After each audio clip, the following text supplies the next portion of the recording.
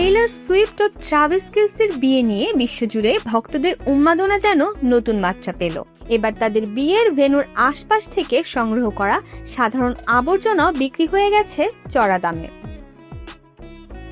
বিবিসির প্রতিবেদন অনুযায়ী নিউ ইয়র্কের শিল্পী জাস্টিন গিকনাক বিয়ের অনুষ্ঠানের বাইরের এলাকা থেকে ফেলে দেওয়া বিভিন্ন জিনিস সংগ্রহ করেন। পরে সেগুলো স্বচ্ছ অ্যাক্রিলিক কিউবে সংরক্ষণ করে প্যাকেট গার্বেজ নামে বিক্রির জন্য ছাড়েন। $25 মূল্যের প্রতিটি কিউব মাত্র 24 ঘন্টার মধ্যেই বিক্রি হয়ে যায়। এছাড়াও $25 দামের বড় সংস্করণও ক্রেতাদের আগ্রহ করে।